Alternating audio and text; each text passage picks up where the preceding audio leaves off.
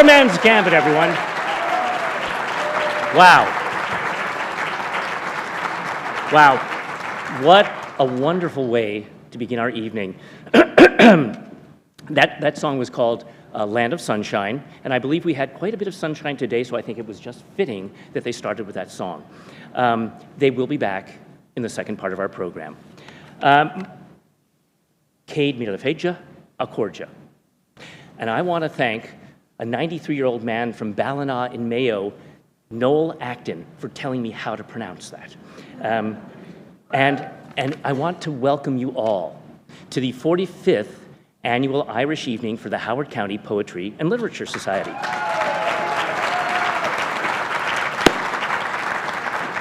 My name is Ed Young, and I'm an Ireland lover. I go over 2 or 3 times a year, and I live in California, but I'm an avid Hoko Pulitzo supporter. By the way, try saying Hoko Pulitzo 5 times fast. You know, I am just happy to be here tonight, and I'm going to be your host for the evening, and my sister, Anne Reese, and I are both the co-chairs. Now, Anne, I can't see you, Anne. Where are you? My sister Anne is here somewhere. There's my sister. Come here, Annie. No, Anne. Come on. My sister Anne and I worked so hard on this year, and I want you to know, I had fun. It was fun. It was fun. It was fun. So I hope you have fun, everyone. Have fun. And a big round of applause for my sister Anne. Come on. Anyway, we're delighted to be joining you here in person this year.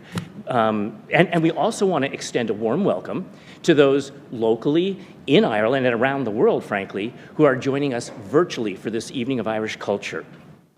Because tonight, we're excited to be welcoming Colum McCann and Maureen Dow for their exploration of where journalism meets literature. And originally, we had planned for the Irish ambassador, Geraldine Byrne-Nason, to be here to give our opening remarks, but world events happen. She is traveling and unable to make it. However, we are very fortunate tonight to have in her stead the deputy ambassador, Miss Orla Keane, who came in from Washington, D.C., and she's going to be giving our opening comments. And let me tell you a little bit about Miss Keane. She's a career diplomat, and Orla was Ireland's first consul general in Los Angeles. She opened up a new Irish consulate in LA in 2019. Among many other achievements, she previously served as the permanent representation of Ireland to the EU in Brussels, and at the permanent mission of Ireland to the United Nations in Geneva. Ladies and gentlemen, will you please join me in welcoming Deputy Head of Mission, Ms. Orla Keane.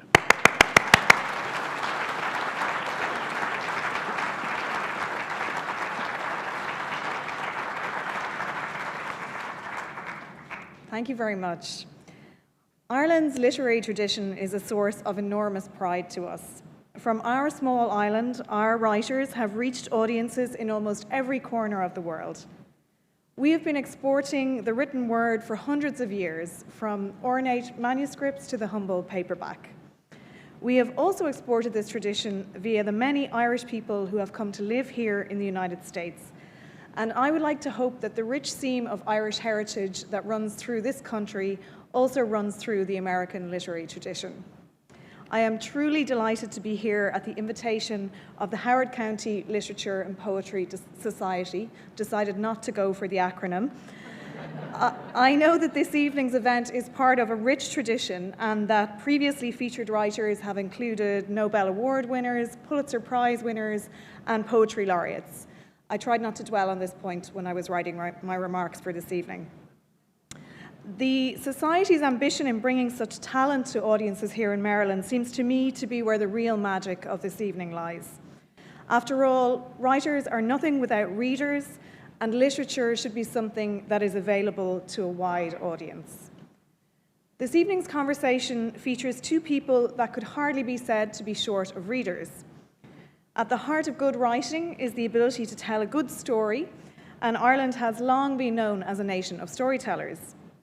Maureen Dow's ability to interpret US politics for her audience, not always a straightforward task, has made her a Pulitzer Prize winner and an essential read for politics junkies everywhere.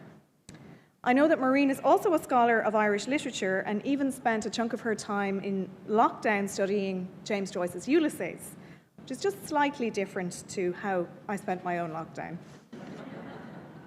It's also a great honour for me to introduce Colum McCann. Colum is, of course, one of Ireland's most accomplished literary talents, with loyal audiences on both sides of the Atlantic. As someone who has spent many happy hours with my nose in one of his books, I have been struck by his ability to create characters that seem to exist beyond the pages, as well as conjuring a sense of time and place that leaves the reader utterly absorbed. Often featuring his native Wexford, Colum's work is distinctively Irish but universally appealing. He has also explored the Irish-American experience in the beautiful Brooklyn, an immigration tale with a timeless resonance. It is my great privilege to represent Ireland here in the United States, something which is made immeasurably easier by the many partners, supporters, and friends that we have in this country. The Howard County Literature and Poetry Society is firmly within this tradition, and I would like to thank you for continuing to bring Irish literature to new and different audiences. I would also like to thank the many Irish writers who are the true ambassadors for our small island, bringing the essence of who we are as a people to curious and thoughtful readers everywhere. Gurv Míle Maith Guibh go léir. Thank you very much, and I hope you enjoy this evening.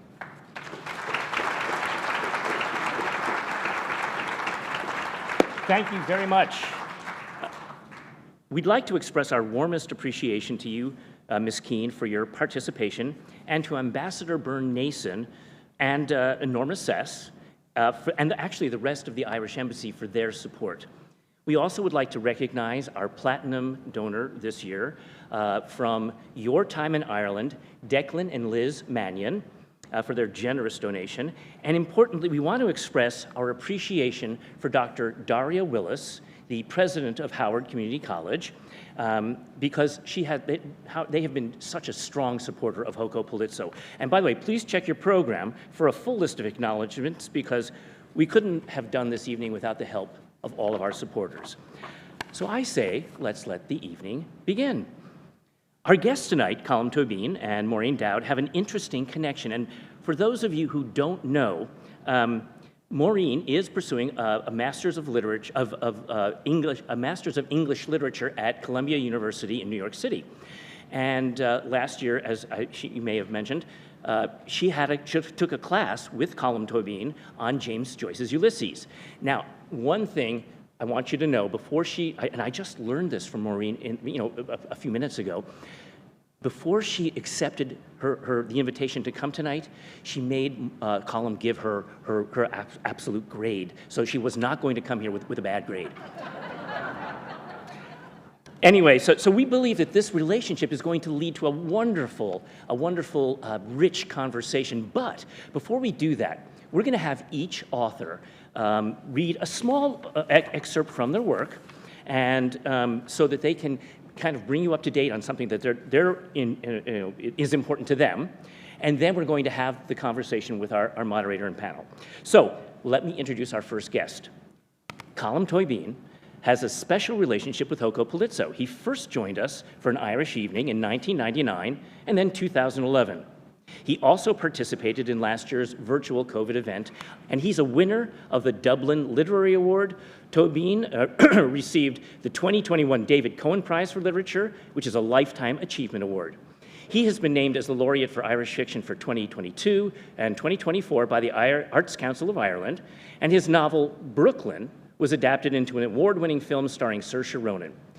His most recent novel, The Magician, published in 2021, was named Best Book of the Year by NPR, The Washington Post, Vogue, and The Wall Street Journal.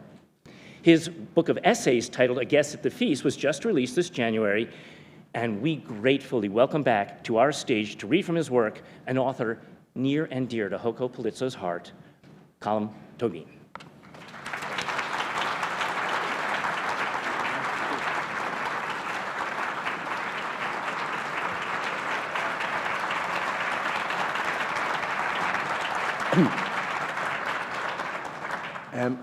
I'm going to read a small section from the title essay of this book, A Guest at the Feast.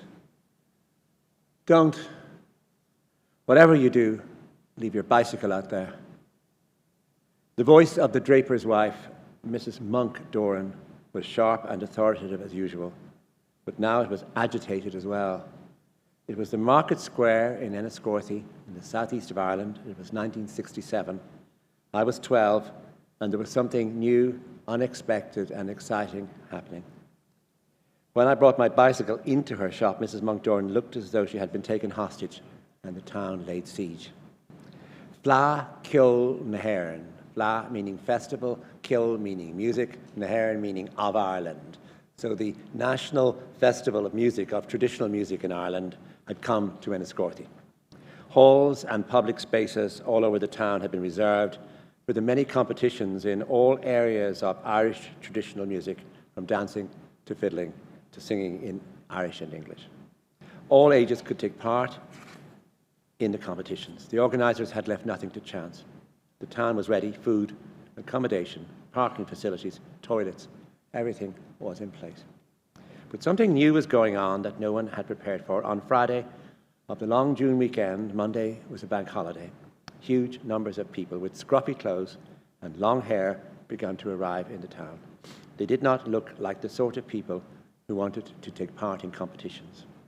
It was hard to imagine them waiting their turn to be heard. The men wore jeans, and what shocked people like Mrs. Monk Doran more than anything else was the women wore jeans too. Later, when the Flacciol was discussed in our street, and in every street in the town it was discussed for months on end, and neighbours said that for the whole weekend he walked through his own town and he could not tell the difference between the women and the men. They all had long hair, they all wore trousers, they all walked around as though they didn't care about anything.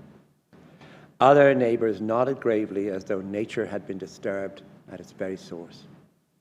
All that weekend, the long-haired strangers camped on the bare meadow. The meadow beside the river was really bare that weekend, our neighbour said, as people on the road above could look down and see those people, men and women, cavorting naked on the grass. It was a disgrace. As Friday moved into Saturday, it became clear that the numbers were above expectations. Many had no tents and nowhere to sleep, so an appeal went out to the townspeople to open their houses to the visitors. Property owners in the town were nice, quiet people. They had seen this new generation on television, but they never expected to see them in the flesh, and they certainly didn't want them in their houses. Their main interest that Saturday was to stop the town's own young people from being contaminated by this free-for-all.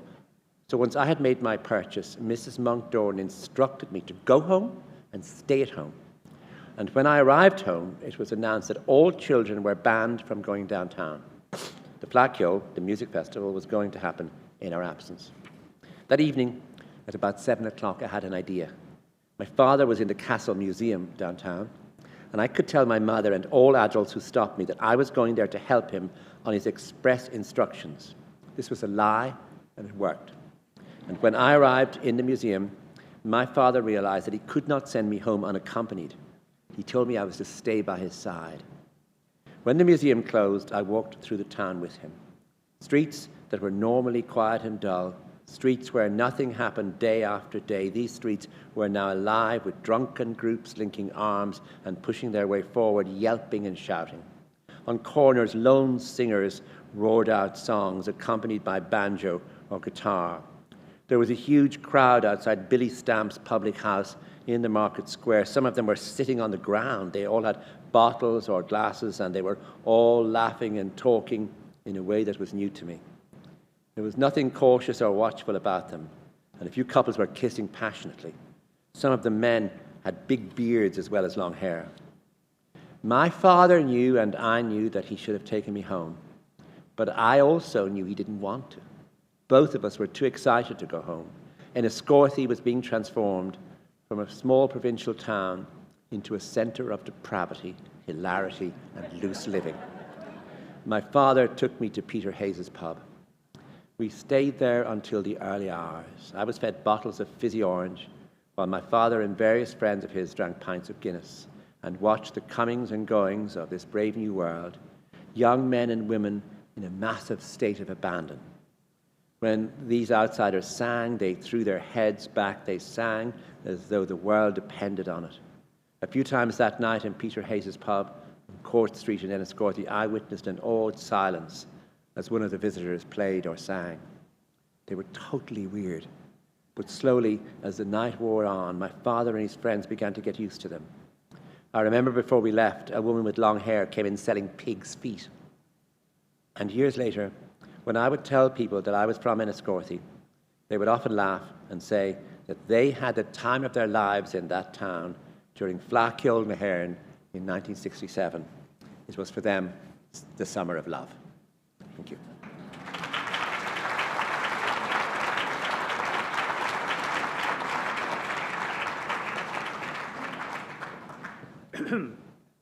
Well done, Colum McCann.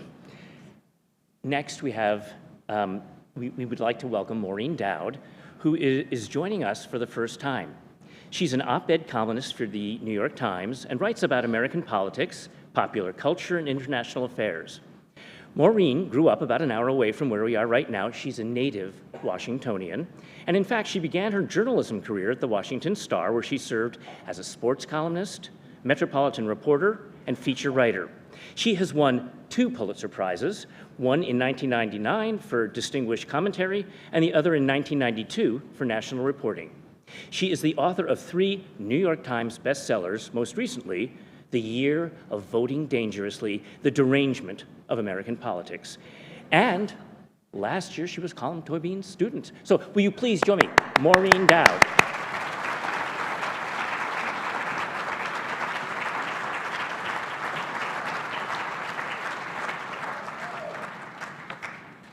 Hey, can you hear me? Yeah, I don't do much public speaking. It's terrifying. This is a column I did about being in Colum's class at Columbia. I was in an Uber on Broadway when suddenly the world began violently shaking. A van had rammed the Uber. I was stunned, but I was also determined not to miss this semester's first day of in-person classes at Columbia University, where I'm studying for a master's in English literature.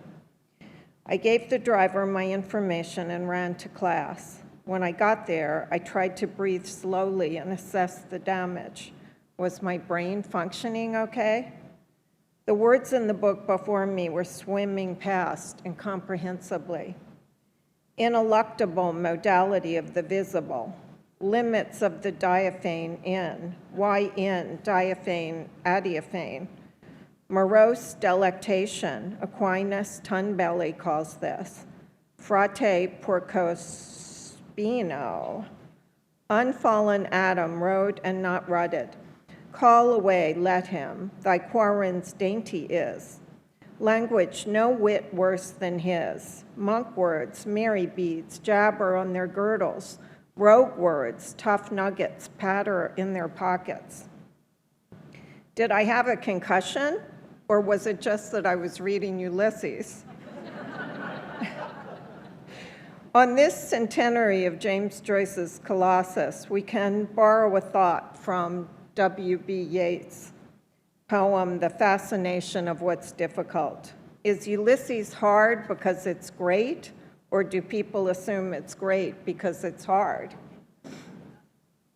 Quote, it's hard because Joyce put a lot in there, Dan Mulhall, the Irish ambassador, told me, the former Irish ambassador. A lot of people are drawn to the novel because of its complexity and derive a lifelong satisfaction from delving into it more deeply. It's like Wordle for serious readers. Former Ambassador Mulhall had taken Ulysses as his traveling companion around the world, using it for creative diplomacy. He has blogged all 18 episodes on the embassy website, and he marked the 100th birthday with a new book called Ulysses, A Reader's Odyssey. The epic is often compared to Seinfeld, because not all that much happens. I hope Colum isn't listening. It certainly doesn't have the action of the Odyssey upon which it is patterned, but it does boast, as Merv Emre wrote in The New Yorker, a cultural literacy presented as godlike in its extent. Colum McCann, the renowned Irish writer who taught my class, wrote in the Financial Times about the book, "For the ordinary reader, it has the same cachet as running a marathon does for the ordinary athlete. It is a challenge, and then, for those who have read the book, a matter of pride. Ulysses," he added, "in all its generosity of style, its plenitude, the open sensuality of its characters, its lack of piety and respect for authority, its placing of a free-thinking, cosmopolitan Jewish man at its center, can be read as a contribution to the Irish argument. The tone of the book is a blueprint for what Irish life might be like after independence." Small moments, Tobin said, glitter and shimmer because of Joyce's wild flights of language. I bought a copy in Dublin long ago, but I had never mustered the will to read the story of love, desire, and disconnectedness played out on the Dublin strolls on a single day, June 16, 1904, the entwined stream of consciousness sagas of Stephen Dedalus and Molly and Leopold Bloom until Colum. So, and it is a matter of pride and a great relief that it's over. Now, this is part of a column I did about guns in America. You know, I grew up with a gun in the house because my dad was a policeman. But obviously, we're now in an America where a lot of people have guns who shouldn't have them. Once, when I thought of child sacrifice, I thought of ancient shibboleths. In Aeschylus, Agamemnon lures his daughter Iphigenia to a spot she thinks is for her wedding. As the chorus urges, "Hoist her over the altar like a yearling, give it all your strength, gag her hard." Agamemnon agonized, but felt he had to sacrifice his daughter to appease a goddess and be granted favorable winds to sail against Troy. Small sacrifice to get your fleet moving. In Shakespeare, Titus Andronicus kills his daughter Lavinia at the dinner table after she has been raped and maimed by attackers. "Die, die, Lavinia," he cries, "and thy shame with thee." Small sacrifice to save your honor. On Game of Thrones, Stannis Baratheon orders his sweet child Shireen burned at the stake as she cries out for the father she adores, so black magic will melt the snows. Small sacrifice to get your starving army on the march. Now, however, I think of child sacrifice as a modern phenomenon, a barbaric one that defines this country. We are sacrificing children, not only the ones who die, but also those who watch and those who fear the future. Children having their tomorrows taken away. Small sacrifice if we can keep our guns. Why not let every deranged loner buy an assault weapon? America is not a mythical kingdom ruled by fickle gods or black magic. Our fate is not in the stars. It is in ourselves. It is within our power to stop schools from becoming killing fields. And this is about another course I took at Columbia on Dickens. I had always been a bah humbug sort of person about Christmas. It seemed like a season of stress as my parents scrambled to find money to buy presents for 5 kids and have a big feast. I didn't like the materialism or the mawkishness. Why should there be one week of the year when we were all supposed to be Hallmark happy?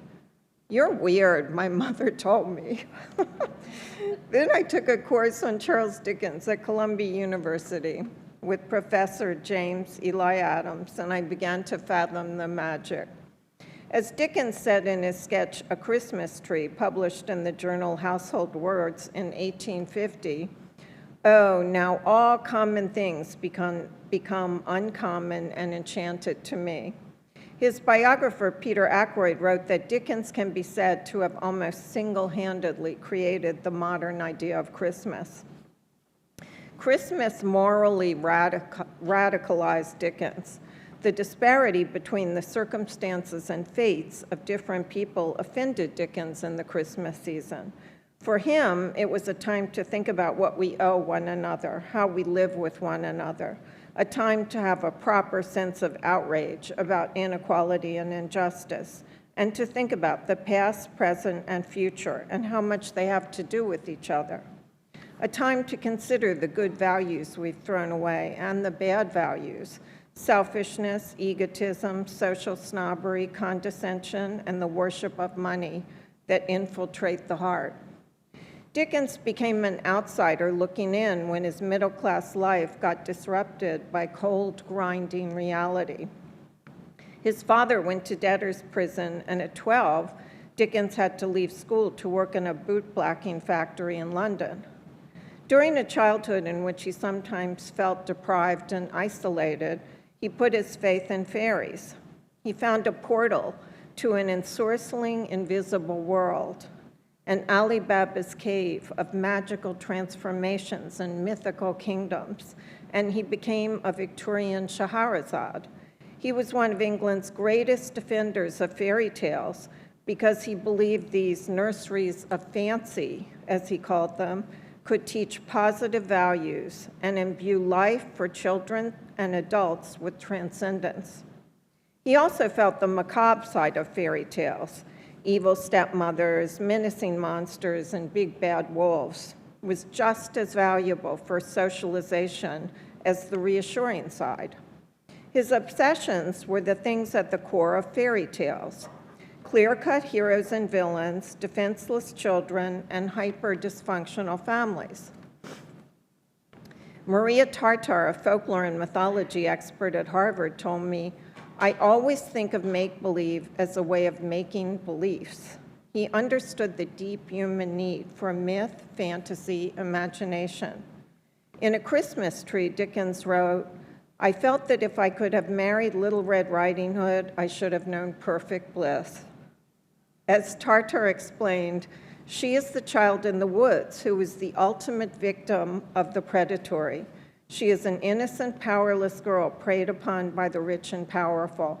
So you can think of Dickens as the first charter member of the Me Too movement.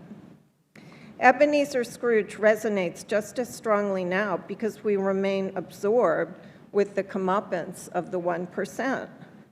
Elda Rotor, a vice president and publisher for Penguin Classics, said that Dickens is a steady seller and that A Christmas Carol perfectly fits the definition of a classic book, acting as a bridge from how you relate to the past to how you forge forward. Paul Giamatti played Scrooge in a Verizon ad in December.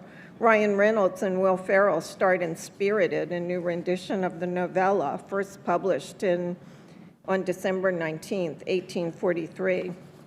Steve Martin and Martin Short did a takeoff of the tale for Saturday Night Live. The New Yorker offered a humorous take on Scrooge's Instagram, and Jefferson Mays has gotten raves for his one-man version of A Christmas Carol that was on Broadway this winter, in which he plays all 50 characters as well as a boiling potato. Dickens is also a fairy godfather hovering over Hallmark Christmas movies. There are Dickens festivals, the characters quote Dickens to each other, and one movie's heroine had a dog named Charles after the writer. I asked Mays why Dickens endures. Mays answered, "His sense of social outrage, his descriptions of misery are balanced by a celebration of the zest, the fun of life. Eating, drinking, dancing, loving. That's as important today as it has always been."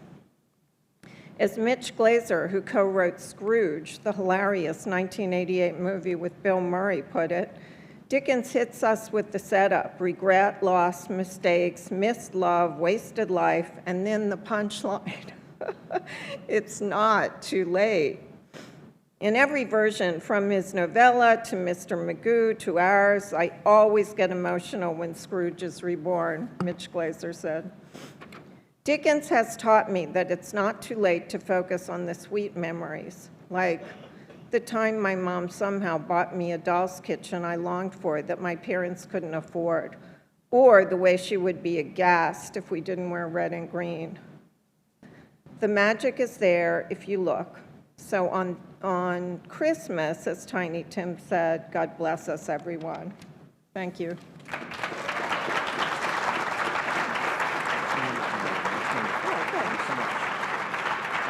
want it to go on stage right now? Well, thank you, Maureen Dow. That was wonderful. I love her columns. And I'm now going to turn the program over to our moderator, Hoco Palizzo board member, Susan Thornton Hobby. Yay!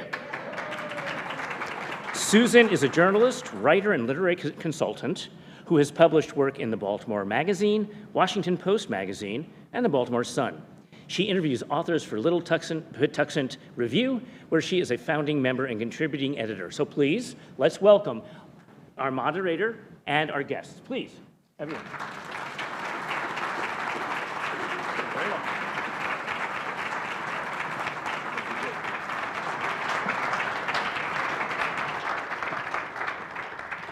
Hi, everyone. Terrific readings, right? Yeah. Thank you both. So I wanted to start with what brought the two of you together. Maureen, you had an English degree from Catholic University. What made you decide, after a long and storied journalism career that's still going, to go back and get a master's in literature? Well, there was a story in the Washington Post about how some people were coming out of COVID, after a year in COVID, looking much hotter. You know, they were exercising, they were playing tennis, they were swimming, and they had pictures of all these people, and they looked amazing. And so I said to myself, well, that's not going to happen. So what could I make hotter in this trapped situation? And I decided I would try and make my brain hotter. So, yeah. So I'd always thought about it, and I just decided to do it.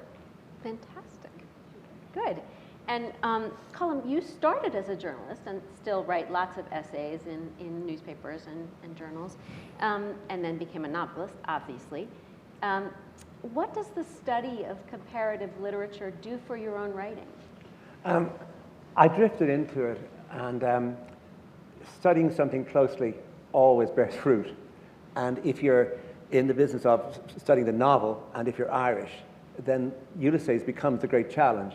And it became for me something that I really took pleasure from, that I began to enjoy how intricate it was, the patterns in it, the way the patterns break in it, how it uses the Odyssey when it needs to and throws it away when it doesn't, and how each episode is like a reply to the previous one.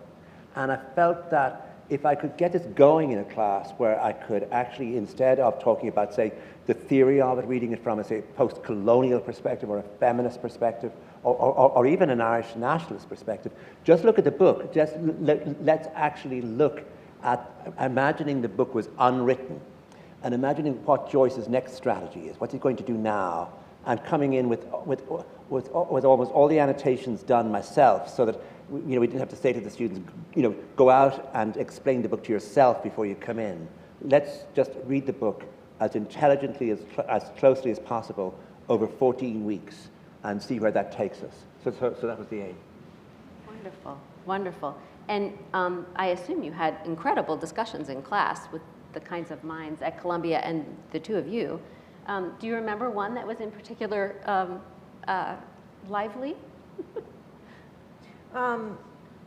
Well, I mean, I just have to say that it was an incredible privilege to be taught by Colum. I was just in heaven. And I also took Shakespeare courses from James Shapiro, and these are men I've admired for years.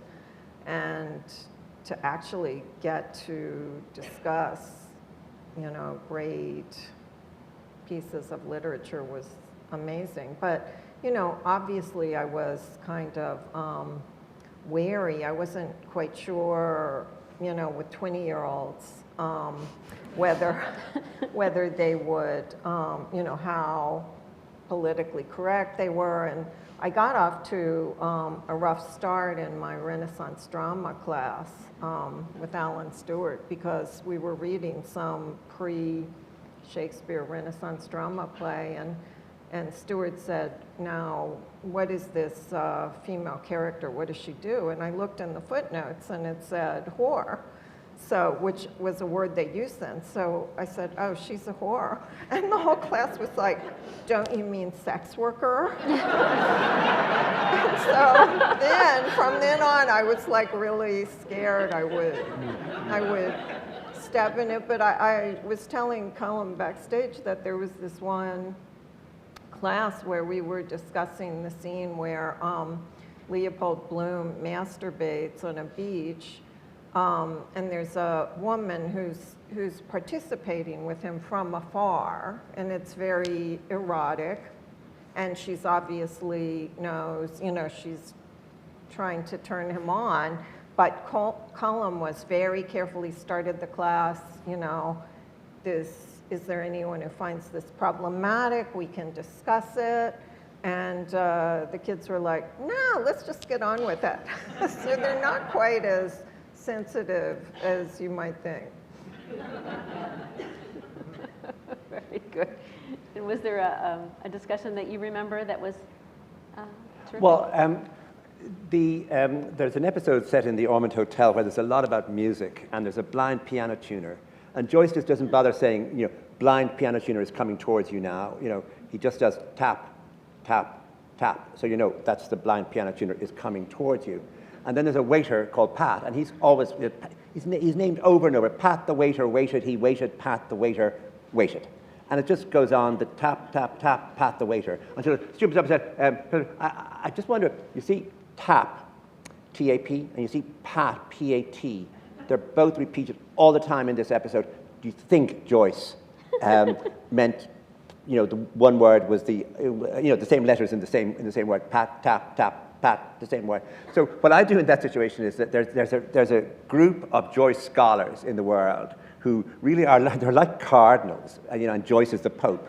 And so you write to them to say, I have a new idea, students, and they come back and say, we're not so sure. But, you know, in other words, there's a constant opening in the book to look at words and to look at patterns, to see, is it possible that Joyce put in tap all the time because he liked Pat, or called the guy Pat because it was the opposite to tap? So you're constantly involved in that. But the other thing is where there's a big cliche now. We see it in, for example, the film Tar has it, where, you know, the older, serious person goes into these young people who are crazed with wokeness, and they say they can't play Bach because he was a misogynist. This really isn't what's going on. I think there's an element of, you know, if something in a novel is offensive, I think that can be discussed openly. But something like Joyce, I mean, in that class particularly, there was a young woman, you know, steeped in contemporary feminist theory, and she just pointed out, look at the woman who Leopold Bloom is, you know, he's watching as he masturbates. Gertie MacDowell, watch her, she's implicated. Watch her moving her own dress. Watch her being alert to his gaze. And so she was reading the book seriously. And so that's a delight, where the cliche of reading is just of young people who are now not able to read because they're so steeped in ideology. It's just not true. Yeah, the students are wonderful. But also, Colum, you know, because we're in a much more gender fluid world, like I'm reading it in a very staid way of Leopold Bloom and Stephen Dedalus having a father-son relationship. But in the class, there were many people who thought Leopold Bloom was cruising Stephen Dedalus, and it was a gay relationship, so. Yeah, I mean, there was one particular student who said, you know, up he said, do you mind if I say something? Which is always ominous. You know, do you mind if I say something? And, you know, this is a novel in which an older man seems to be following this younger man around Dublin. He finds him eventually in a sort of brothel, and all he wants to do is take him home. Now, if you don't mind and I don't mind, I know what that is. And all of us had to nod our heads saying, and I had to do that is another way, we can read, I had to do it's almost like being a priest, yes, my son, that is another way, to win God's love, but there's another way of reading Ulysses, Well, that's what I think is so amazing about Ulysses, is it just unfolds and it unfolds and it unfolds. So maybe we could talk a little bit about journalism and literature. So writers are some of the most curious people that I know. I'm one, and I'm very curious. Can you talk about the kinds of curiosity that journalists and novelists need in order to write their work? Maybe, Maureen, could start with you, Maureen? I'm curious, but here I'm going to blame Hamlet because Sure. when I was 13, my brother took me to my first Shakespeare play, took me to see Hamlet in Washington, and I instantly decided we were dating, and not realizing that this was the worst guy I could possibly be involved with because he's lethally ambivalent. So, but for many years, I thought I was dating him, and it gave me an appetite for Shakespeare. And once I had an appetite for Shakespeare, I only wanted to read about larger-than-life, operatic figures who had power, or they were getting warped by power, or they were losing power. And so when I became a journalist, I only wanted to cover the White House because that's the closest you can get to being like a court reporter in a Shakespearean court, although some presidents are more Shakespearean than others. Good point, good point. I think there's not enough being written really about what it's like to be one of a family of five, which we're both a family of five. Thomas Mann was a family of five. Henry James was a family of five. And I mean, one of the things first is that if what you're saying isn't interesting, one of the others is going to shut you up. In other words, if you're going to tell some long story, say, could you get to the point of your story?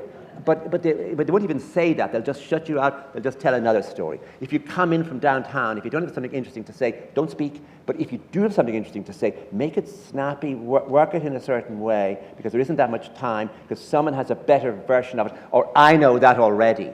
You say, oh, I know that already. So come up with something they don't know already. And the other thing is, of course, that if there's a family of five, there's likely to be a lot more other people in the house, friends of brothers and sisters. And my problem was from early on, or everyone's problem with me, was that I couldn't forget anything I heard. And that if I could sneak into a room, I would later on be able to tell everyone everything that got said in that room. And I think that idea for journalism, and for writing novels, but for journalism first, like I want to tell something that A, isn't known by other people, and I want also to be able to say it in a certain way so that no one will want me to stop. And I suppose the third thing is that I want to be the first, to be in there with something that was secret and that now I'm disclosing to the world. I want to be as indiscreet as possible. Beautiful. Well, speaking of indiscreet, let's talk a little bit about journalism. Journalism is obviously based in facts. Literature seems more concerned with larger kind of truths. What do you each think is the relationship between journalism and literature? Maureen, do you want? Well, I mean, in terms of truth and fact, the whole world has turned upside down now. That's true. I mean, Trump showed us that a president can create an alternative universe very easily where, something completely different has happened. And as Kellyanne Conway said, they had alternative facts. So we got that term. And now we have the AI chat box, which a friend of mine, Jaron Lanier, is known as the father of virtual reality. And I asked him about it. And he said, we're just moving into a world where fake is going to be cheaper and easier than real. And so just in general, I think it's a very treacherous time for all of us, not only journalists.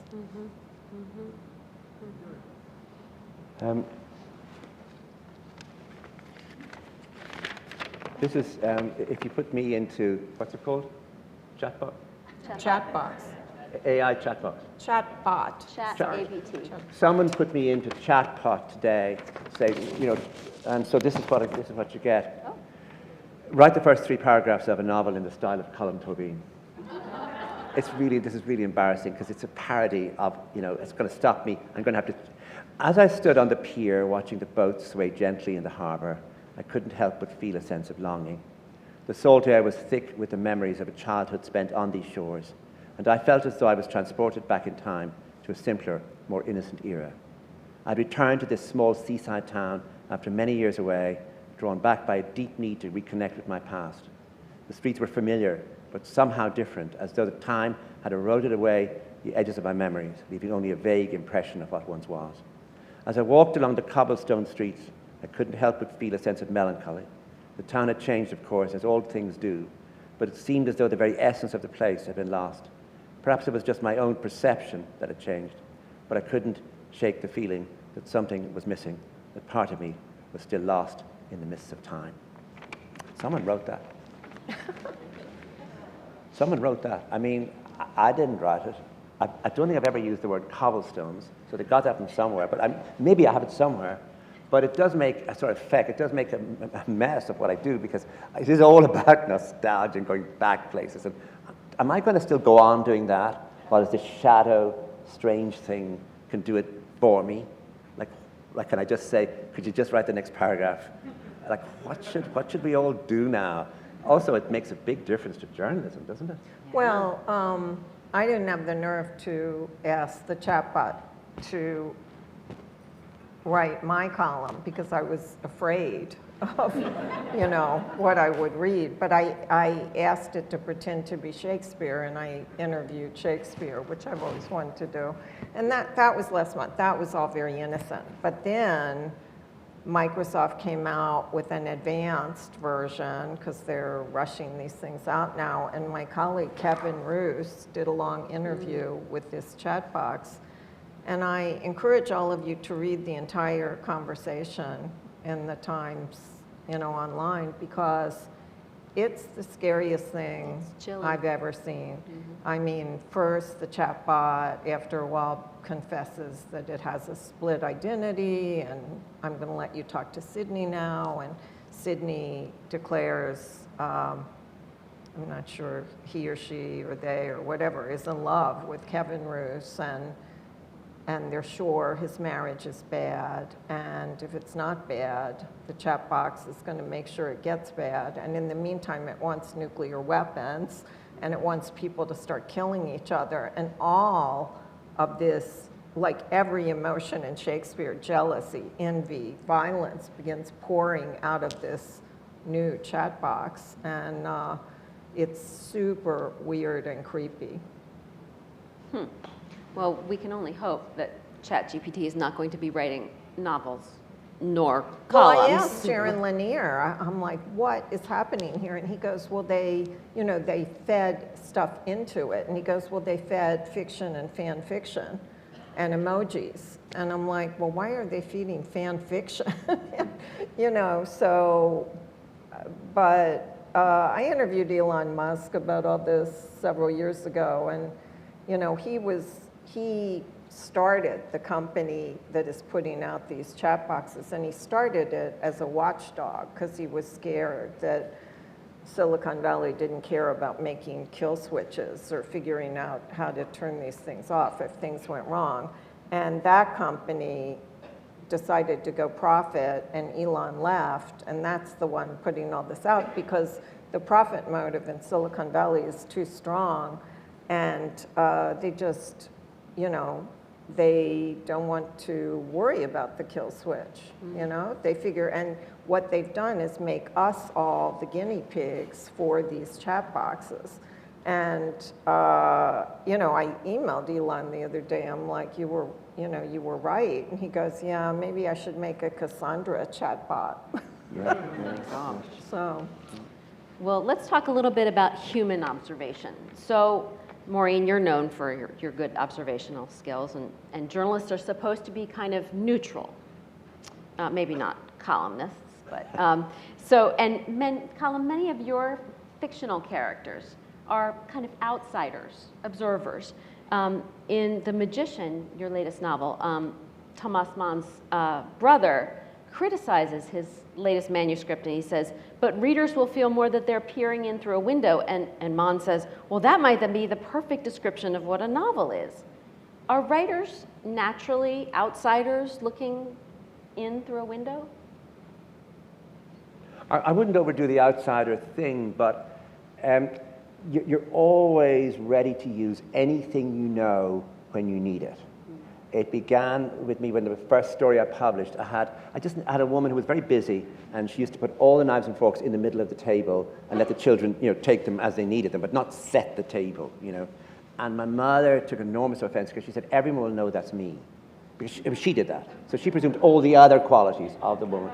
But that's just the beginning, that you constantly spend your time trying to find the right detail. A novel is about 1,000 details. And each detail has to be emotionally right, has to fit in somewhere. And the first place you'll go is to memory or experience, to see if there's anything you can use, from where the light switch was to what, as somebody told you that their sister nearly became a nun, when no one else knows that. And you put it in, and someone says to you, my sister realized that that was me, that was her, And what you say, oh, I'm so sorry, But I've never known a novelist. And I've had novelists, say, look, there's something I really want to put into my novel, but it will break someone's heart. I've never known them not to. And in other words, there's a piece of ice in the heart, that's always ready. And so that you're always, and the thing is, the other thing you're never doing, or you're trying not to do all the time, is make judgments. If you're about to judge a character, or let the reader do an easy judgment on the character, pull back, turn that around, so you're working all the time with ambiguity and complexity, because if you're not giving, there's nothing satisfying about just having someone who's who can be easily decided upon, especially now, especially with the sort of people having easy moral views on things. You've got to let somebody who is a bank robber be very kind in some other way when he's not robbing banks. But that's a silly example. But I mean that you're not a moralist, but you're also yourself quite ruthless, and you've got to be ready always to use whatever it is that you need for your little purpose. And so you're quite nasty, and people should avoid you, really. So you're opportunistic. Yes, I correct. see. And Maureen, what did you think about human observation? yeah, I mean, just because of the way I write, I prefer to use a nice word about my style, which would be saucy. Other people have other words for it.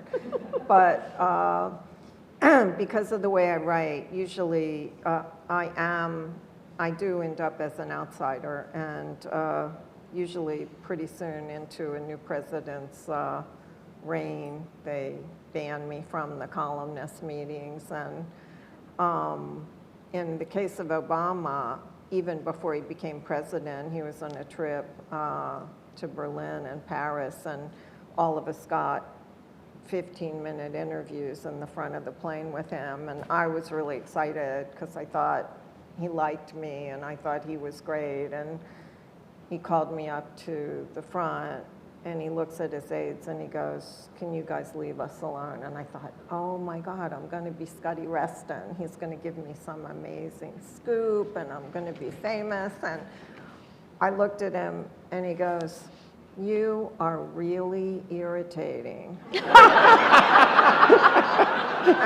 my whole future with him went up in smoke. And then he repeated it. And actually, it was sort of an Irish thing, because I'd been having fun in the primaries in Pennsylvania and Ohio, where candidates always have to go to these Irish bars and schmooze, and they're supposed to eat, French fries and waffles. And Obama just hated this.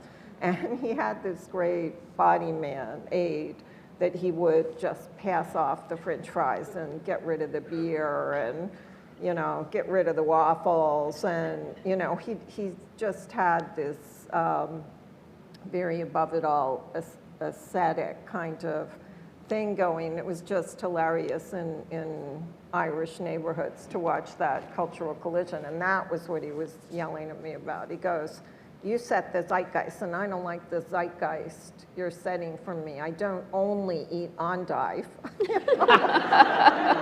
Okay, whatever.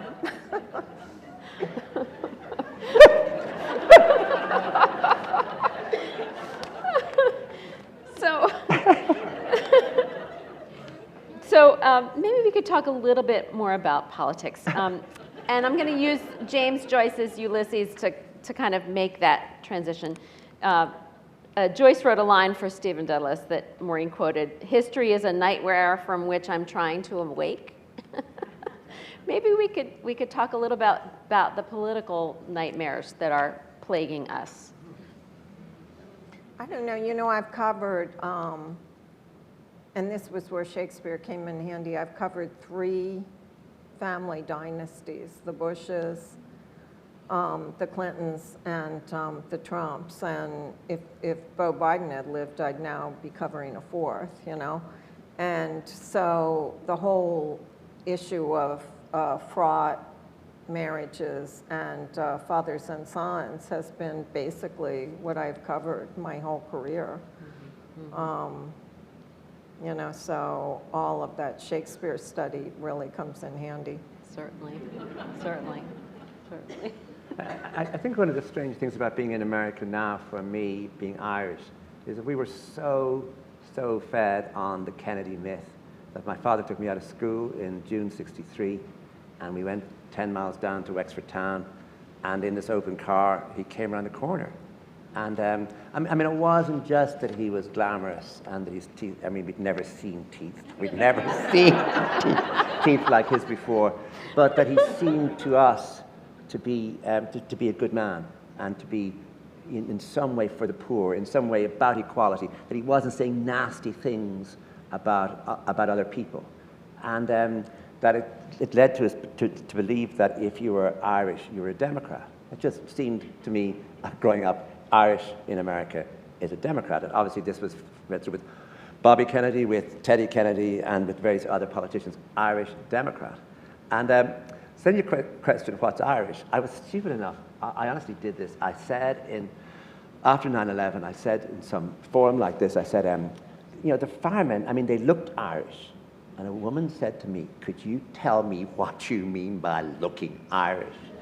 You know, you had to think fast. Well, I said, well, if I'm thinking about men, I'm thinking about a man whose jaw could be slightly hard and set, but whose eyes are very soft, who doesn't like owning things, who loves his sons more than his daughters, but would never let the sons know, is very good with silence, is very good at holding grudges, is very good also at listening to old songs and getting all nostalgic and sad about them. Not good with money, not good with having money, and not good with holding on to money. Could be a bad drunk, but could sober, be very strong-willed sober. But watch such a man if he owns a back garden, because he'd be protecting it as though it was somehow. I went on and on and on trying to rescue myself from the stupid remark I'd made in the first place about an Irish face. But Kevin McCarthy has an Irish face. He looks like an Irishman. I watched him on the night where the C-SPAN went all over the place and you could see him. And he was doing all sorts of glad handling, it was just like being home, watching him. And what I don't understand is, how is he a Republican? I just didn't, you know, obviously my parents kept me home from school that time when Irish people were becoming Republicans in America. I don't get it. I watched, even Paul Ryan, his ears look like Irish ears. And what's going on? Yeah, and Paul Ryan also had the handshake of an Irish undertaker. It would be 2 hands, and he'd go like that. Yeah, and I noticed that, you know, when Kevin McCarthy had his 120 votes to try and be Speaker, the roll call kept going, and all the Republican names were so Irish. Right. And yeah, I think that it's also true to a certain extent of Latinos who have been moving over to the Republican Party.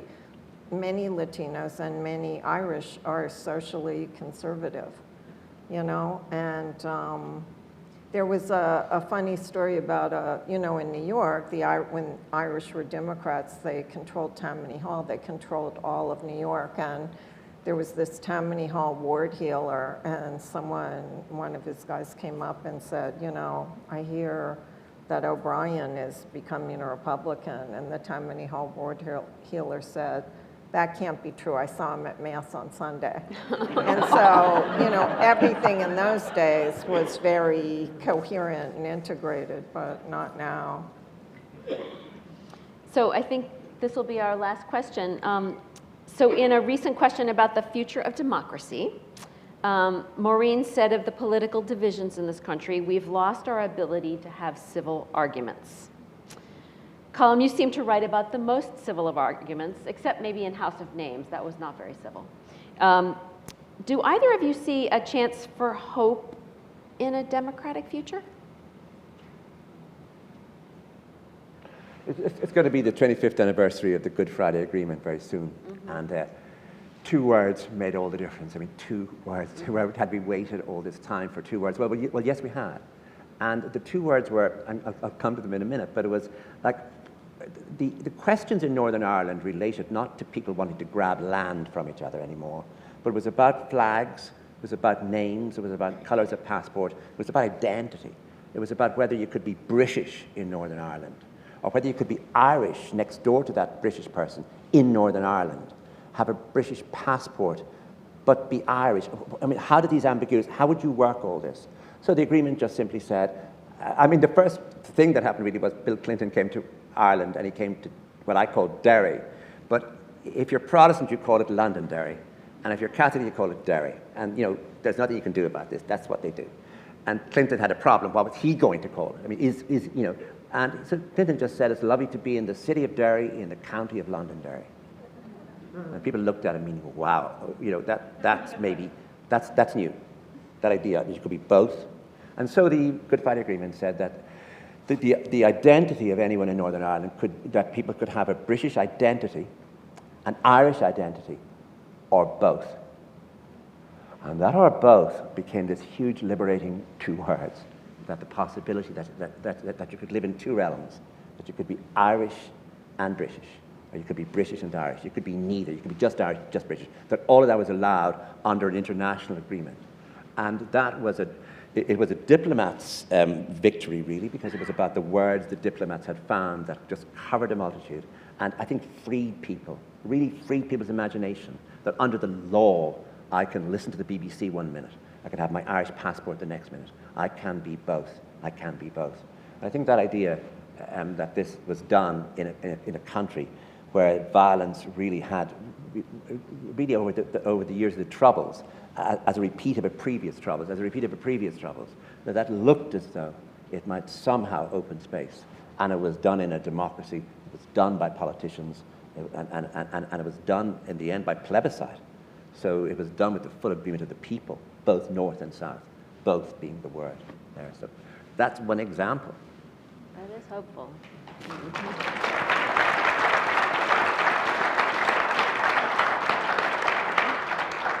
Well, as you guys know, the Irish are fatalistic.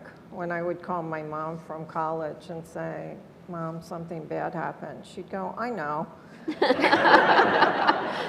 But they can also be very optimistic. And unfortunately, I'm not optimistic anymore. I used to think my dad stayed up all night the night Harry Truman was elected because he was so excited. My brother stayed up all night the night Donald Trump was first elected because he was so excited. And I thought if Democrats couldn't figure that out, how to get back the working class, you know, it would be really bad. And Biden in the State of the Union, you know, made a stab. He was going to start doing that to get back the working class. But I just think a lot of Americans have gotten, they love hate now. They just, hate is very addictive and it can be very enjoyable. And you saw this big Fox News story this week where, it turned out that the Fox News personalities like Laura Ingraham and Tucker Carlson were upset that Trump was making up, this election lie, but they went on air and supported it. And it's what we were talking about before, when you can create these alternative universes, the combination of Silicon Valley, where, it's like Frankenstein, these lords of the cloud want to create life. That's why they don't care about creating safeguards on all these things that we're seeing. And in Washington, they want to create hate, and the combination of all the fake stuff is going to be very dangerous and difficult to get through. Sorry to be such a bummer. But Well, hate is a whole lot easier than love. You Yeah. know, it really is a lot easier. So I think we should all just read Ulysses. yay! I already read it. And have a drink. So I think we're at the end of our conversation. Thank you, Thank Maureen. you. Thank you, very Colum. much. Thank you.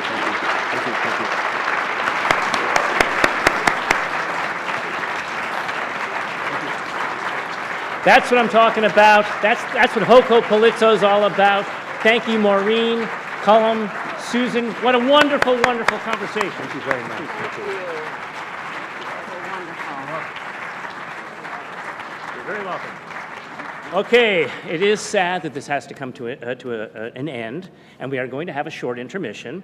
And when you're there in the lobby, there will be a selection of books that you can purchase and have signed. Also in the lobby, you can get refreshment tickets for beer, wine, Irish whiskey, coffee, and non-alcoholic drinks. And when we return, we will have Poor Man's Gambit continue the traditional Irish music. But before I let you go, I just want to go over a little bit about Hoko Palazzo because it was founded in 1974.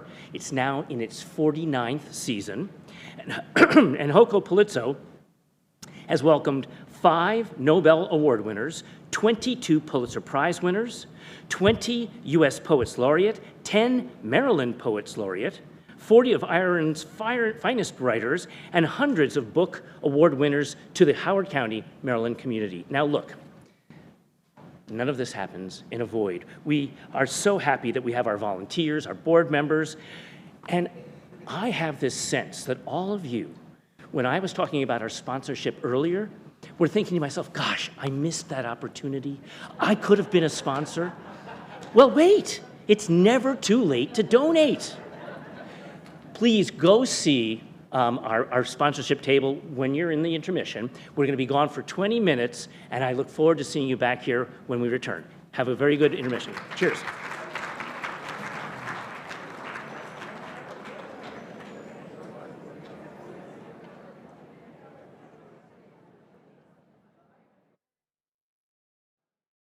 It's high time for a bit of traditional Irish music. And let me tell you a little bit about Poor Man's Gambit. They were formed in 2015 and hail from Philadelphia. The trio includes Philadelphia lovers. The trio includes Deirdre Lockman on the fiddle, Tim Buchanan on mandolin and guitar, and Corey Purcell, he does a lot. He has button accordion, cittern, guitar, baron, and vocals. In fact, they all sing beautifully. So ladies and gentlemen, fasten your seatbelts for Poor Man's Gambit.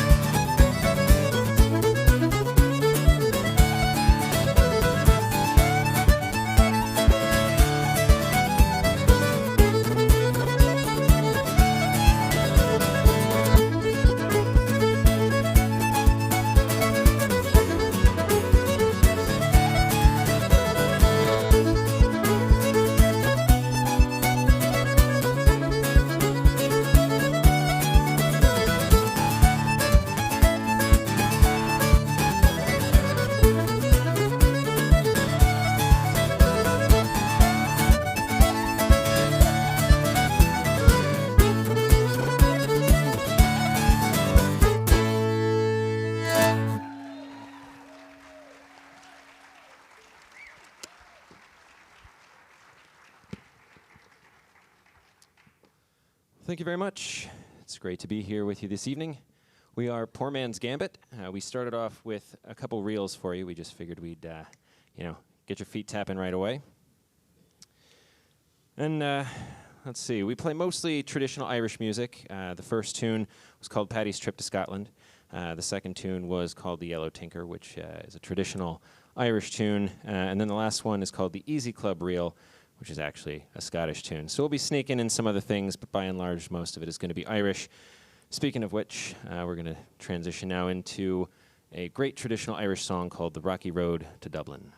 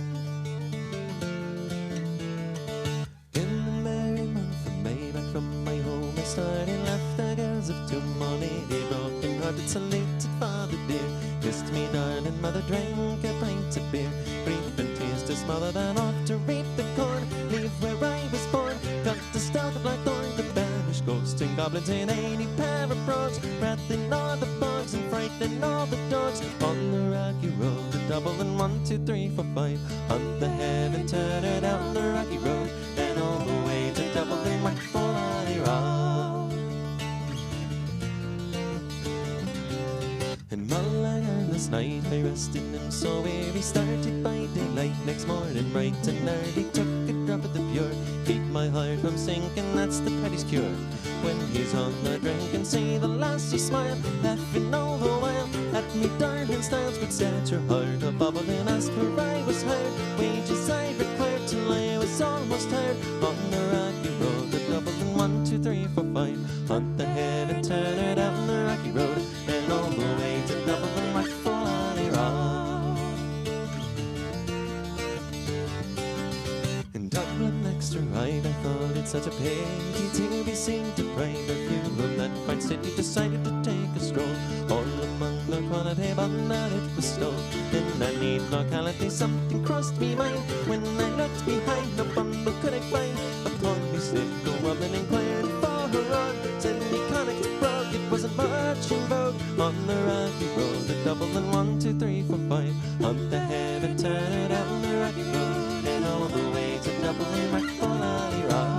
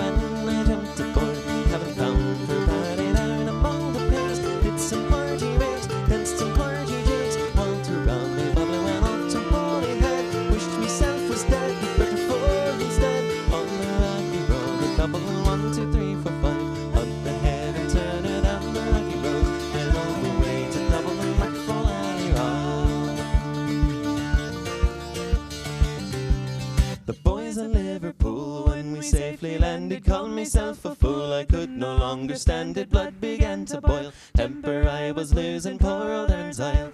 They began abusing her army, so says I shillelagh I had fly. Galway boys were mad, so I was a-hobbling in with a loud hooray. Jumped into the fray, he quickly cleared the way. On the rocky road to Dublin, 1, 2, 3, 4, 5. Hunt the head and turn it down the rocky road, and all the way to Dublin, whack for Rock.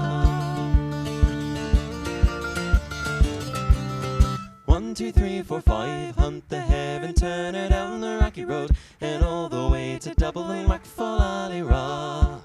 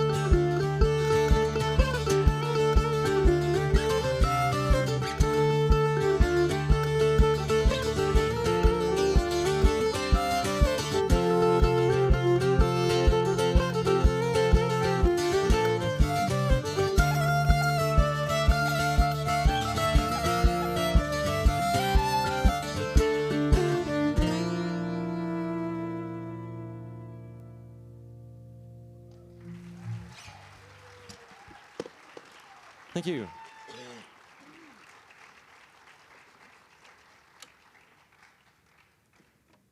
All right, so you seem like a wild bunch. I'm just kidding. Sorry, what? Oh, Wild Mountain Time. Okay, yes. All right, the kind of wild bunch that likes a slow song. Okay, I get it. But not yet. We will do that, but not yet. I'm going to play a set of tunes for you right now, and if anyone is so moved, we welcome dancing because these are, after all dance tunes. The first one is actually another Scottish tune. It's a Stress Bay, and if you want to give that a shot, I'd love to see it. And then I'm going to go into a couple of jigs.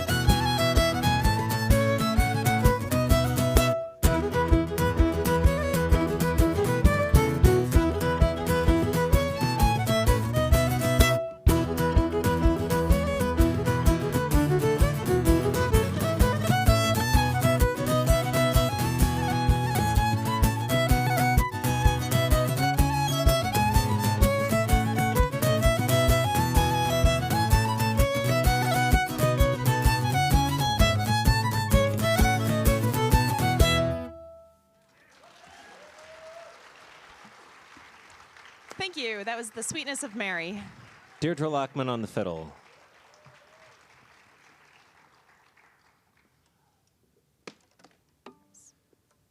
So are you all familiar with Irish music? Okay, a lot of yeses, some maybes. So there's a few different categories of Irish music, or topics rather. So, there's of course drinking songs, there's pub songs, there's war songs, usually about being forced into the British Army. And then there's a whole category of songs dedicated to highwaymen, because highway robbery is all the rage.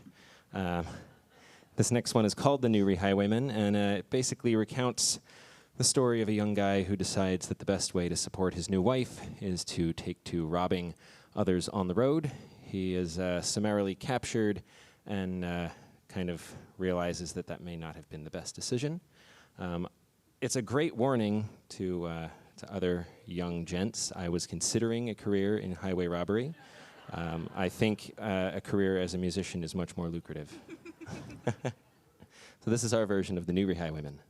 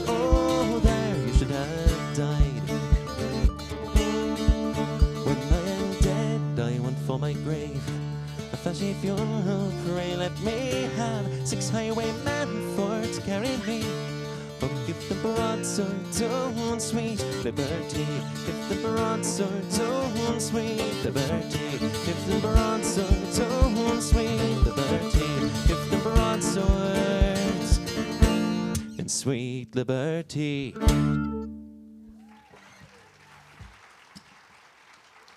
Thank you.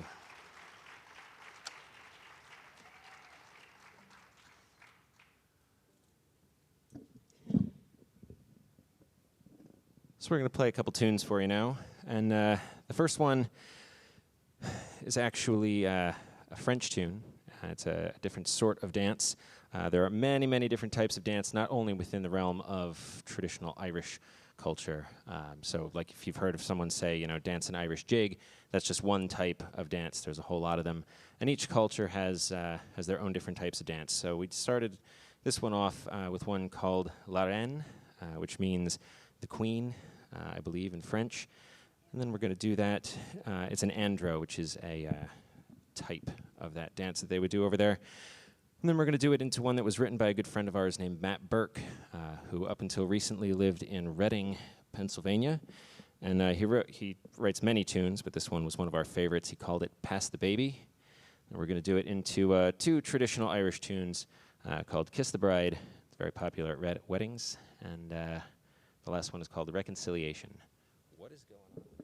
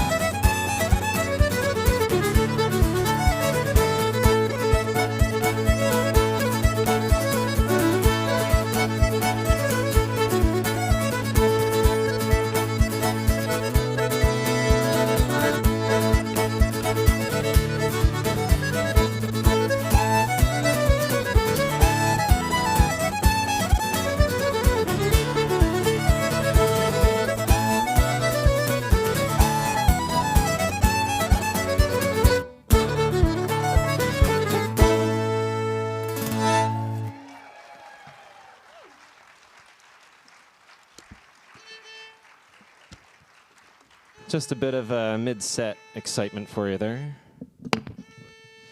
The accordion solo is usually not quite that long. Man, I swear, this thing is like shrinking by the second.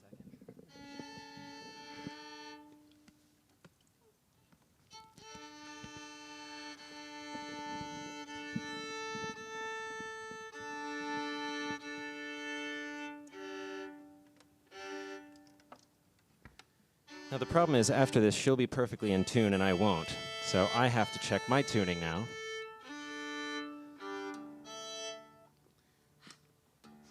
We tune because we care.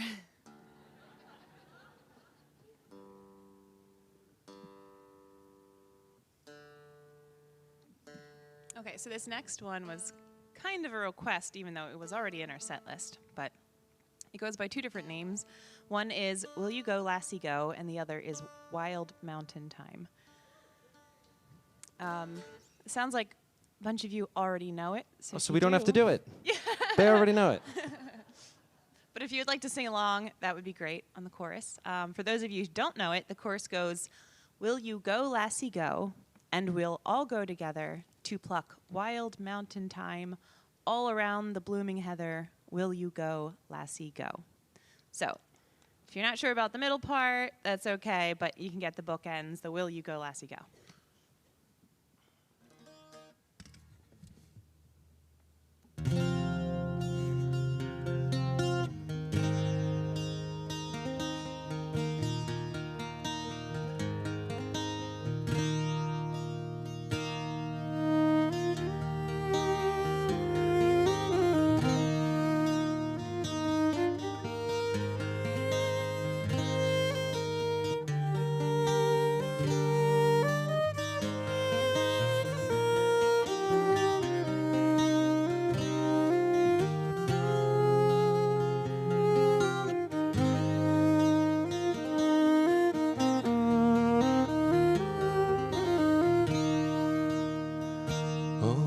Summertime is coming, and the trees are sweetly blooming.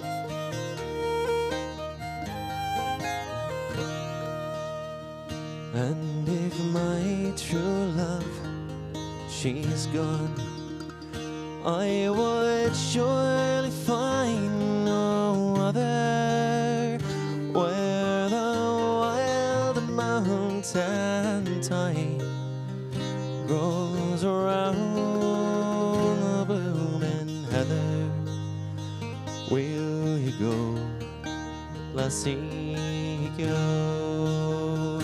And we'll all go together to pluck wild the mountain thyme all around the blooming heather.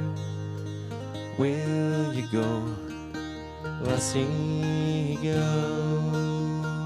And we'll all go together to pluck wild the mountain thyme all around the blooming heather. Will you go, lassie, go? Will you go, lassie, go? I will go, laddie, go.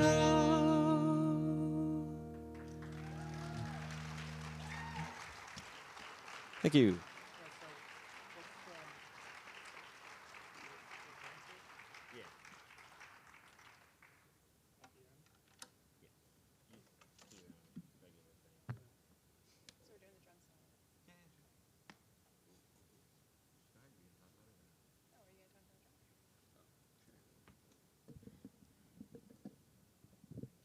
We're just making sure we're all going to play the same piece at the same time up here. It's a little dramatic when that doesn't happen.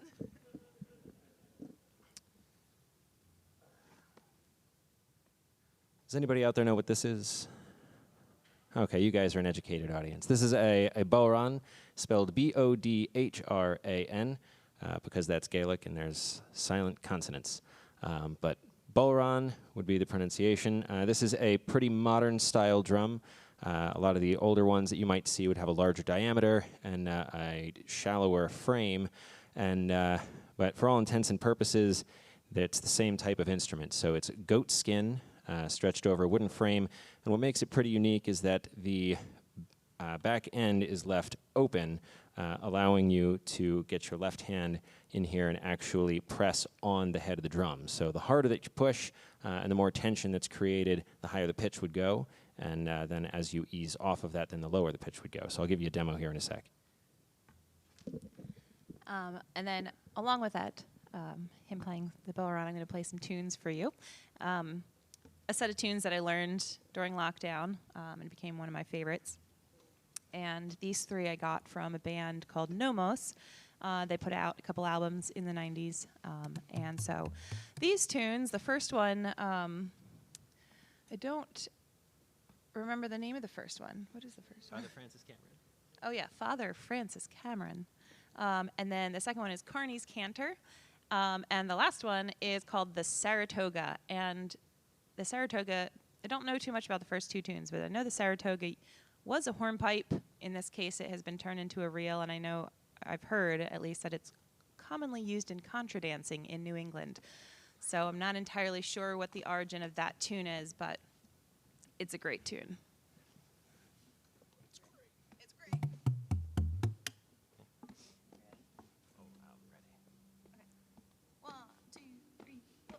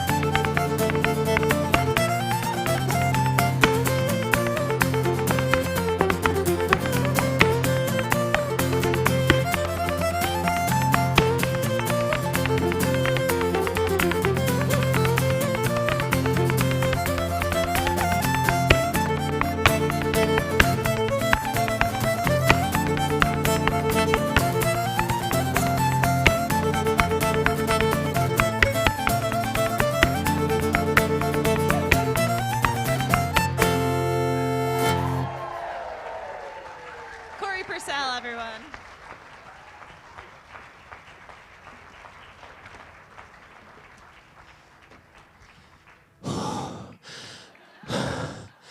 Thank Now you. he's going to sing a song. All right. Okay.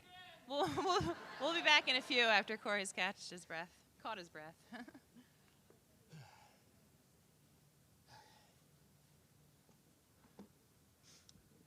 Strategically, we didn't plan a song after that. So we're going to play an instrumental number for you. Let me get some more oxygen. I'll be right back. This is a set of jigs for you. So this might be your last opportunity to get up and dance. The first of these tunes is a tune called The Nickel-Plated Shoe, which Corey wrote.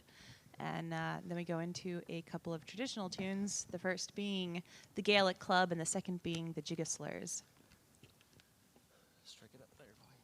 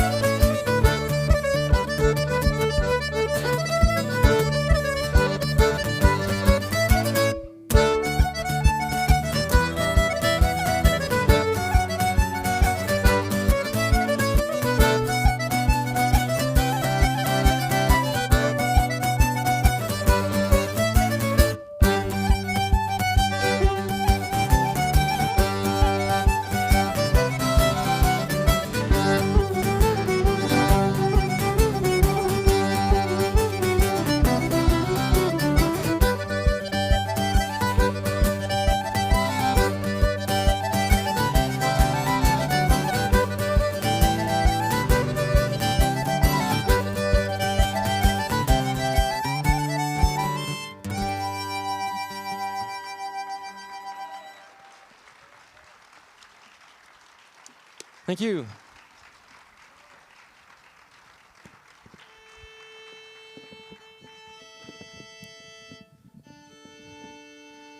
So, we always like to take a moment and just answer some frequently asked questions, just because if one person asks it, I don't know, 200 people are wondering it, what's the equation supposed to be? So, Deirdre and I are full-time musicians. Tim is mostly a full-time musician. He also does some other stuff. You can ask him about it on the break. And yes, we are a couple. Now, Deirdre and I are engaged. We also... Thank you. We're getting married in June. Yes, we have a date set. It's in June. Tim is also actually getting married in April. So it's been a busy few months. And we also do quite a bit of traveling. So 2022, we made our first trip out to the West Coast. We had a bunch of gigs in Washington and Oregon. We did a driving tour out to Oklahoma from Pennsylvania and then back. So we hit, I think, 6 cities on the way out and 6 cities on the way back. So that was kind of insane. We've been up to New England a bunch. We're constantly scheduling things. So if you like what you're hearing and you want to see us again, check out our website, which is poormansgambit.com. We try to keep it up to date. And we do a mailing list every once in a while just with current goings on. So feel free to check that out. And we're going to continue now with one of our favorites. And this is Richard Thompson's Bee's Wing.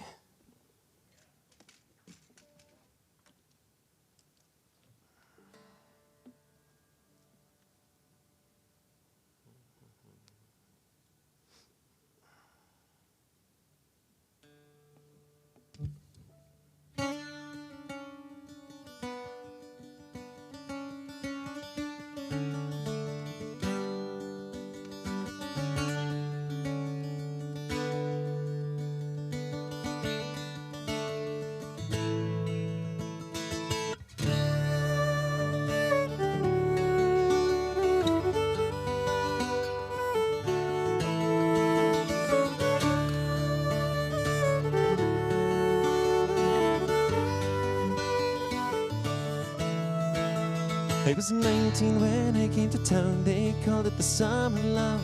They were burning babies, burning flags, the hawks against the doves. I took a job at a steamery down on Cauldron Street and fell in love with the laundry girl who was working next to me. She was a rare thing, fine as a bee's wing, so fine her breath of wind might blow her away. She was a lost child, she was running wild. She said, as long as there's no price, I love I will stay. And you wouldn't want me any other way.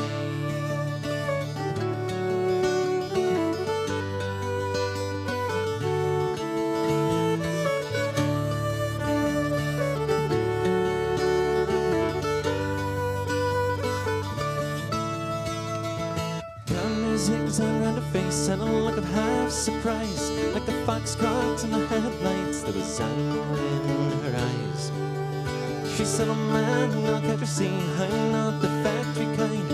If you don't take me out of here, I'll surely lose my mind. She was a rare thing, fine as a bee's wing, so fine her breath of wind might blow her away. She was a lost child, she was running wild. She said, as long as there's no price on love, I'd stay. And you wouldn't want me any other way.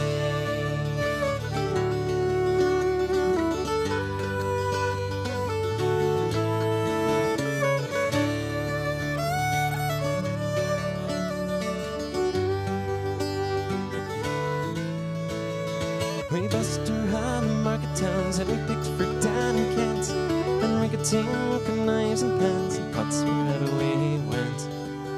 And I thought that we might settle down and get the few acres dug, a fire burning in the hearth with babies on the rug. She said, oh man, you foolish man, that surely sounds like hell. Well, you might be the lord of half the world, but you'll not on me as well.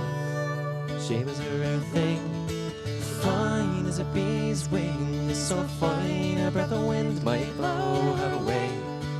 She was a lost child, she was running wild. She said, as long as there's no price of love, I'll stay. And you wouldn't want me any other way.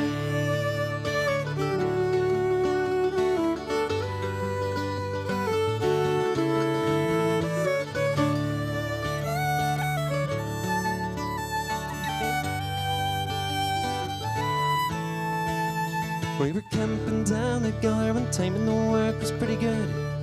She thought we shouldn't wait for the frost. I thought maybe we should. And we were drinking more on those days, and tempers they reached a pitch. And like a fool I let her run with her rambling itch. She was a rare thing, fine as a bee's wing, so fine a breath of wind might blow her away. She was a lost child, she was running wild. She said, as long as there's no price of love, I'll stay. And you wouldn't want me any other way.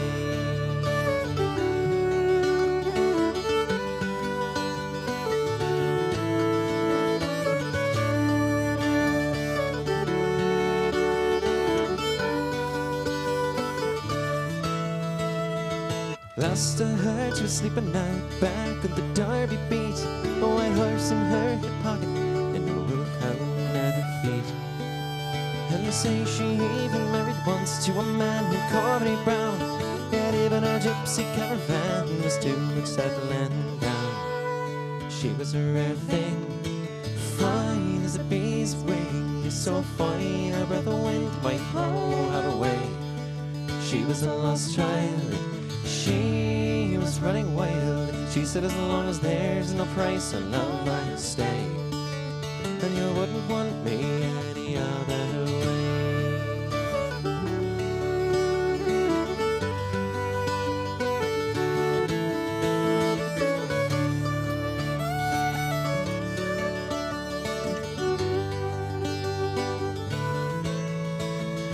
They say her flower's faded now, hard weather and hard booze.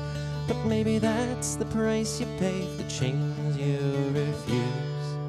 She was a rare thing, fine as a bee's wing. I miss her more than words can say. If I could just taste all her wild snow, if I can hold her in my arms today, I wouldn't want her any other way.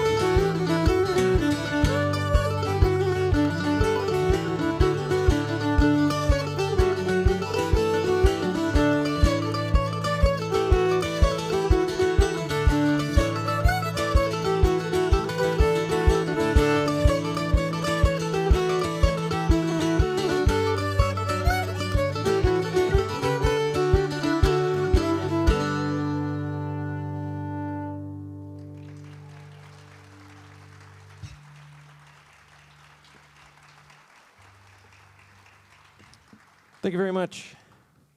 So we've got just one more for you this evening. Before we end, we do want to say a huge thanks to, now apologies, I will try to get this right, Hokopalitso. Yeah, okay, cool. Yes, huge thanks for having us be a part of this fantastic evening. We've had a blast, and we hope that you've had as much fun as we have. We do have some CDs and T-shirts in the lobby, in addition to keyring bottle openers, business cards, and whatever information you care to ask us. Things like, what is this instrument, or what is that instrument, or things like that. And yeah, I think I think that just about covers it. This last one is called Mormond Braes, and it's a Scottish song about a mountain range in Scotland, but leaving everything behind and moving on to something better. So, if you're curious as to who has been playing up here for you this evening, we have on your left, from Philadelphia, Pennsylvania, on guitar and mandolin, Mr. Tim Buchanan.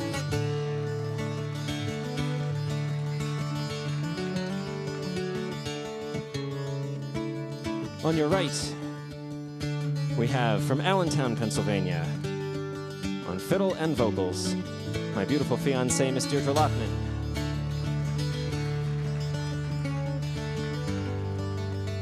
And playing everything else up here, the bodhrán, the accordion, the cittern, for anybody wondering what that was, is Corey Purcell from Allentown, Pennsylvania.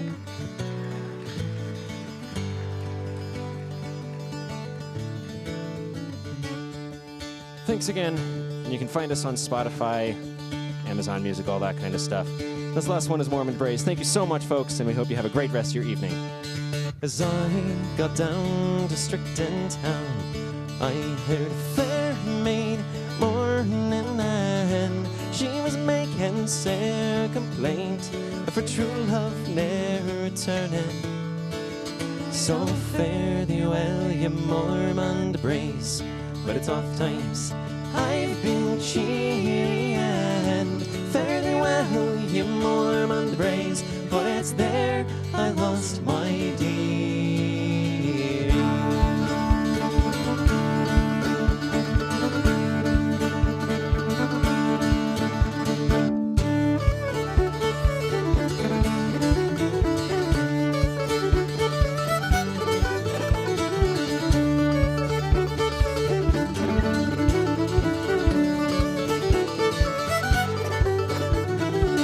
There's as good fish in the sea as anyone yet taken. So I cast my net and try again, for I'm only once forsaken.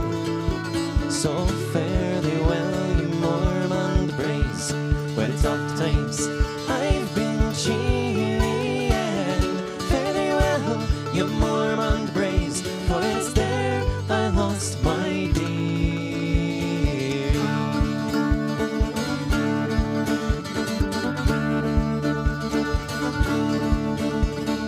Many a horse has slept in fame and risen again full rarely, and many a lass has lost her love and found another right early.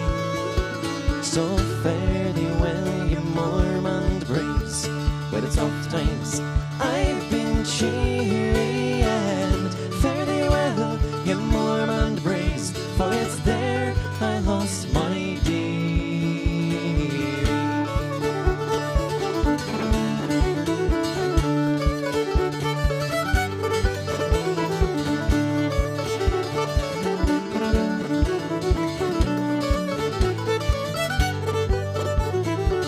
I'll put on my good ring, for it's a forsaken token, and I'll let the young lads know that the bonds of love are broken. So fare thee well, ye Mormond Braes, where it's oft times I've been cheery, and fare thee well, ye Mormond Braes, for it's there I lost my dear.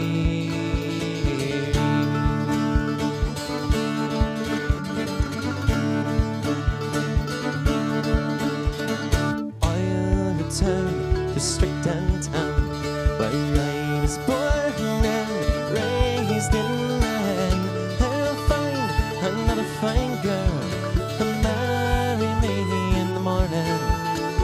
So fare thee well, ye Mormond Braes, where it's oft times I've been cheery, and fare thee well, ye Mormond Braes, for it's there I lost my dear.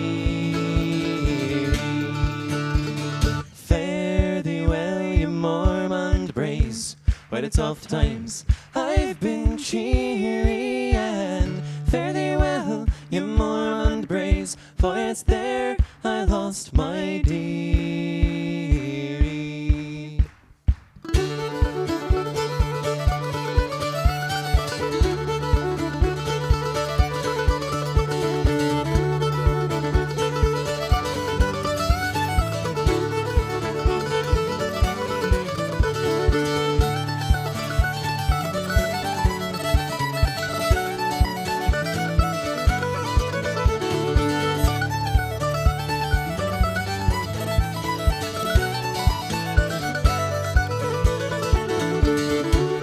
again, folks, for Poor Man's Gambit. We hope you had a great evening and have a great rest of your weekend. Take care, and we'll see you somewhere along the line.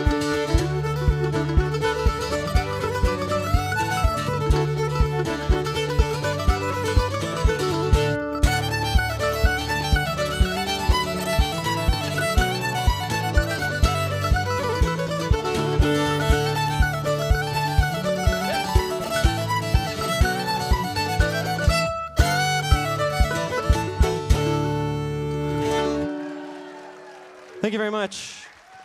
Poor Man's Gambit, everyone. Well done, well done.